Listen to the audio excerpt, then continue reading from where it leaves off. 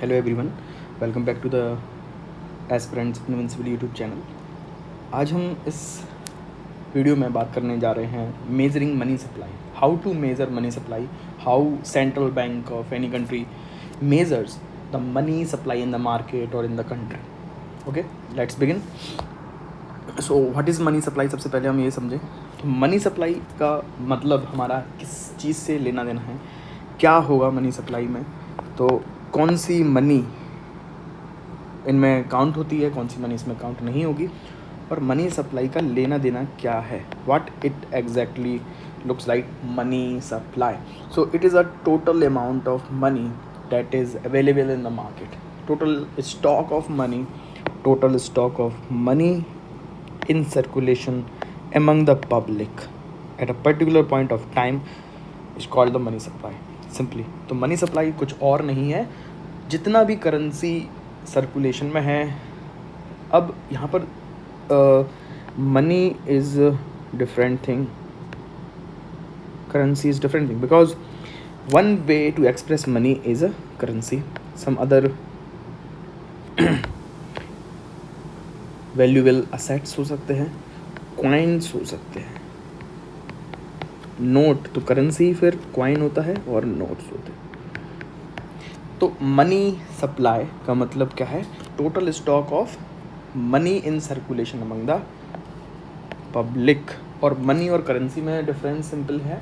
Money का मतलब है वैल्यूएबल असेट्स और currency is any official representation of money which is backed by a central bank of any country, that is currency of that country। Legal tender जिसके पास में है उसे हम currency बोलते हैं, जैसे कॉइन और नोट्स हमारे पास होगा। तो मनी सप्लाई समझ में आया आपको? Total amount of money in the circulation among the public at a particular point of time is called money supply. तो टोटल मनी सर्कुलेशन में कितना है, और सिंपली जितना भी total money valuable assets RBI ने central bank of any country issue किया, वो टोटल मनी होगा उस मार्केट में, उस सर्कुलेशन में, उस कंट्री में, that is money supply. Now तो in simple part it is total money in circulation. याद रखना है there is a difference between money and currency. हम करेंसी की बात नहीं कर रहे हैं, टोटल मनी इन सर्कुलेशन की बात कर रहे हैं। Now how RBI measures it? तो RBI use 4 alternative measures to measure the money supply, because अब जो आपको क्लियर होगा, जो मैं आपके साथ में बात कर रहा हूँ कि money is different thing, currency is different thing. Within the currency there is a coin and there is notes, so both are different thing. Within the money there is currency and valuable assets, FD आ सकता है यहाँ पे, cheques आ सकते हैं, and other valuable assets which have that much monetary value, that is money simply। RBI 4 alternative use करता है, that is M1, M2, M3, M4। अब आप कहेंगे सर ये M1, M2, M3, M4 क्यों ज़रूरत है हमें इन सबको डिनोट करने की, डिफरेंट M लेने की ज़रूरत क्या है? सिंपली हम M ले लेते मनी सप्लाई के लिए। तो मानिए मनी सप्लाई में जैसे आपको बोला, जब हमें करेंसी को डिनोट करना है तो हम किस चीज़ से डिनोट करेंगे? जब हमें एफडी जो फिक्स डिपॉजिट है बैंक के पास में उसको डिनोट करना है, तब हम उसको किसी और नंबर से, सिंबल से डिनोट करना पड़ेगा, because all these different assets have different liquidity. इन सब की लिक्विडिटी अलग अलग है। करेंसी है, नोट्स और कॉइन जो हैं with in the part of currency is highly liquid. आपके जेब में जो कैश है और जो बैंक के पास में कैश डिपॉजिट है, उस दोनों में क्या अंतर है?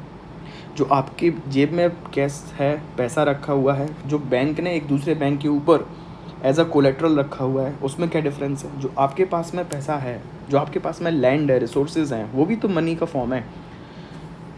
तो उस वैल्यू में, उस मनी में, और जो बैंक ने आरबीआई के पास में डिपॉजिट करके रखा है, उसमें क्या डिफरेंस है? जो आपके पास में कैश है, जो आपके पास में सेविंग अकाउंट में पैसा है, और आपकी जो एफडी है, दोनों में डिफरेंस क्या है? इसको हम मेज़र करने के लिए, इसको डिफरेंस डिनोट करने के लिए we utilize different symbol. Simple M1, M2, M3, M4 इस तरीके से हम हर डिफरेंट वैल्यूएबल असेट्स को, हर डिफरेंट टाइप्स ऑफ मनी को डिफरेंट सिंबल से डिनोट करेंगे। इतना आसान तरीके से आप समझ लीजिए। नाउ अब M1 क्या होगा, हमें सबसे पहले समझते हैं। तो जो M1 है हमारा, हम इसको बोलेंगे करेंसी एंड डिमांड डिपॉजिट। जो हमारा M1 है, हमने डिसाइड किया करेंसी और डिमांड डिपॉजिट में इसमें आएगा। क्यों आएगा इसके बाद में बताऊंगा। करेंसी का मतलब क्या है ये समझ लीजिए। करेंसी का मतलब है नोट और कॉइन हेल्ड बाय पब्लिक। जो लोगों के पास में नोट और सिक्के के रूप में जो मनी है उसे हम करेंसी बोलेंगे। आया समझ में।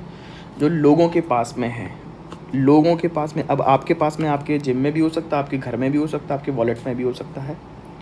करेंसी, नोट और कॉइन, मनी की बात नहीं हो रही है, करेंसी की बात हो रही है। जो भी सिक्के और जो भी नोट हैं आपके पास में, पब्लिक के पास में, उसे हम करेंसी बोल रहे हैं यहाँ पर। डिमांड डिपॉजिट क्या है? डिमांड डिपॉजिट का मतलब है यहाँ पे net demand deposit. Net demand deposit है, और नेट डिमांड डिपॉजिट का मतलब है जो आप डिमांड करते हो बैंक से, any time you can withdraw from the bank, that is net demand deposit. और सिंपली जो पैसा आप ATM से निकाल सकते हो, जो सेविंग अकाउंट्स और करंट अकाउंट में जो पैसा होता है उसे डिमांड डिपॉजिट बोलते हो। एनी टाइम ऑफ आप उसको डिमांड कर सकते हो, दैट इज़ डिमांड डिपॉजिट। अब नेट का मतलब यहाँ पे है only public deposit. Only public deposit. एक बैंक ने दूसरे बैंक के पास में अपना डिमांड डिपॉजिट रखा है, उसको काउंट यहाँ नहीं करेंगे। सिर्फ और सिर्फ पब्लिक का ही डिपॉजिट यहाँ पे हम अकाउंट करेंगे। सिंपल है। तो M1 का मतलब क्या है?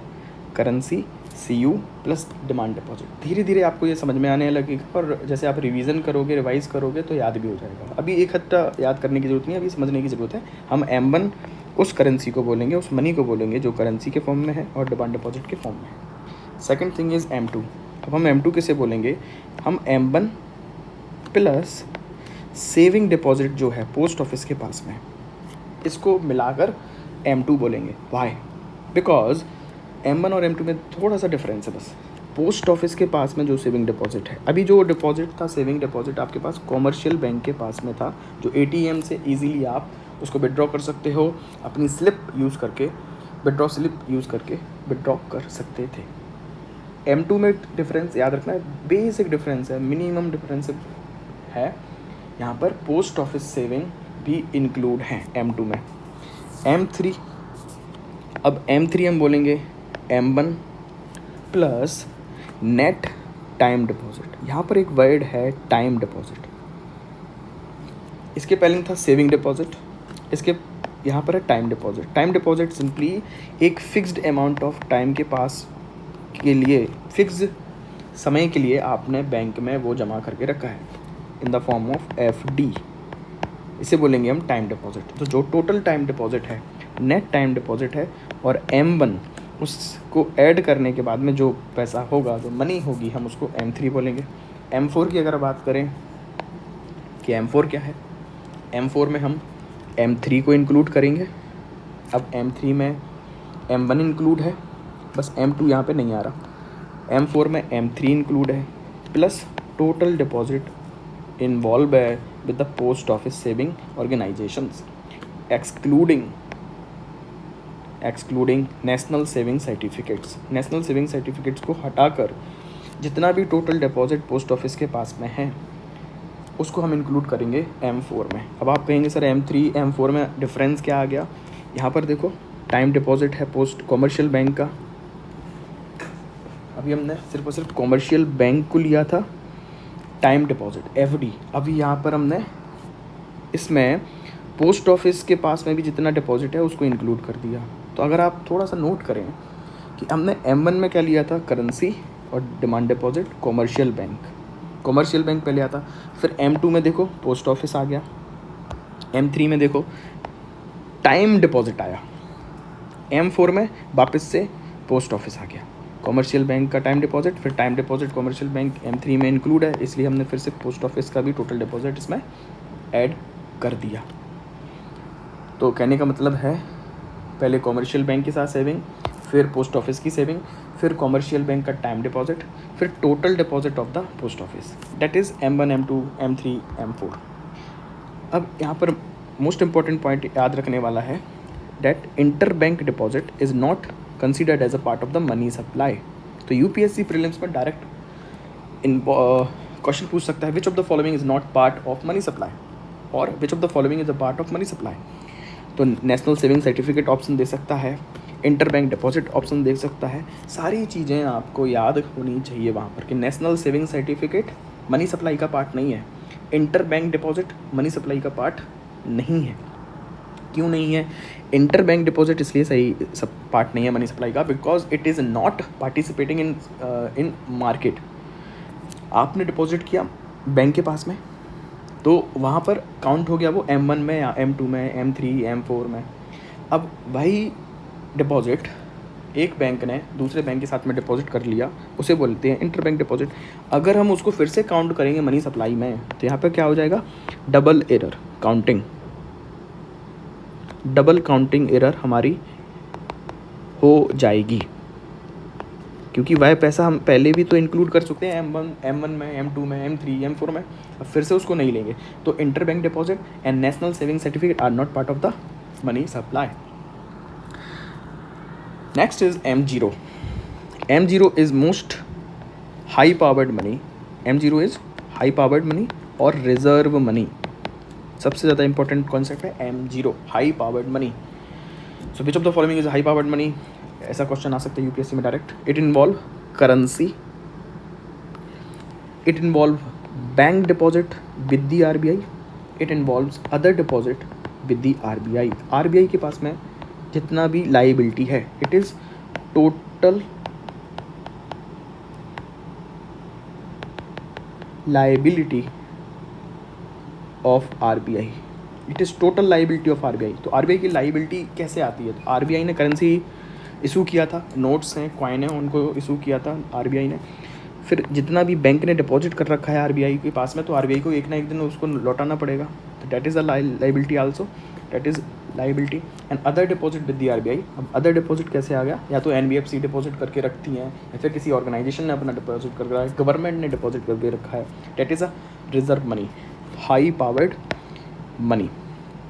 याद रखिए यूपीएससी डायरेक्ट यूपीएससी प्रीलिम्स में पूछ सकता है which of the following is a part of high powered money, which of the following is not part of high powered money. इस तरीके से कैसे भी क्वेश्चन पूछा जा सकता है। तो आपको क्लियर कट होना चाहिए कि RBI की जितनी भी टोटल लाइबिलिटी है that is part of high powered money. I hope यहाँ तक क्लियर होगा। नेक्स्ट इंपॉर्टेंट कॉन्सेप्ट है जो हमने M3 पढ़ा था। M3 क्या था? M3 is M1 plus net time deposit of commercial bank. Commercial bank में जो टाइम डिपॉजिट है उसको हमने इंक्लूड कर लिया था। M1 plus time deposit with commercial bank. इस M3 को हम क्या बोलते हैं? Aggregate monetary resources. Aggregate monetary resource हम किसे बोलते हैं? M3 को, which involves M1 plus time deposit with commercial bank.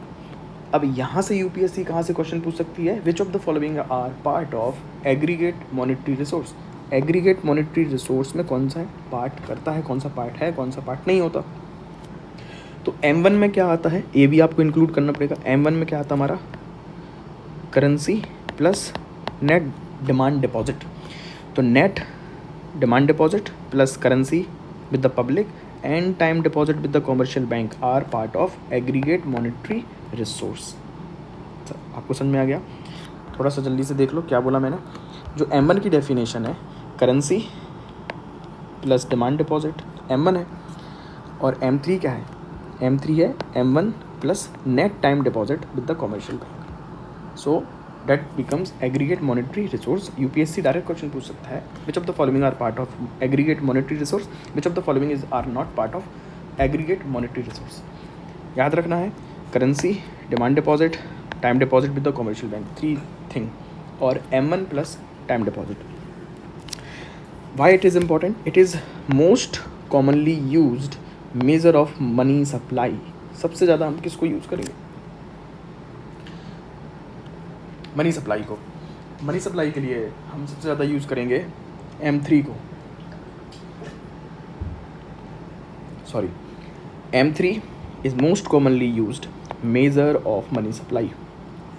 तो अब इसे क्या बोलते हैं, एग्रीगेट मॉनेटरी रिसोर्स। अब यूपीएससी आपसे डायरेक्ट क्वेश्चन पूछ सकती है यहाँ से, विच of the following is the most commonly used measure of money supply, M1, M2, M3, M4, M0, या फिर अल्टरनेटिव नेम्स में दे सकता है, या फिर क्या चीज़ें आती हैं क्या चीज़ें नहीं आती हैं, एग्रीगेट मॉनेटरी रिसोर्स, या फिर हाई पावर्ड मनी है, रिजर्व मनी है। तो थोड़ा सा कॉम्प्लिकेट आपको अभी लग सकता है, लेकिन आप एक बार इसके नोट्स बना के देखिए और आराम से समझिए सीक्वेंस को, और फिर से वीडियो इसको आराम से देखेंगे तो आई होप आपके सारे डाउट क्लियर यहाँ से हो जाएंगे। नेक्स्ट कम्स मनी सप्लाई में जो M1, M2, M3, M4 हमने जो पढ़ा।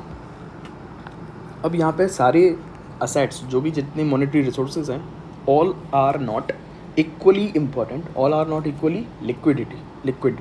सारे के सारे रिसोर्सेज हमारे सेम लिक्विड नहीं है।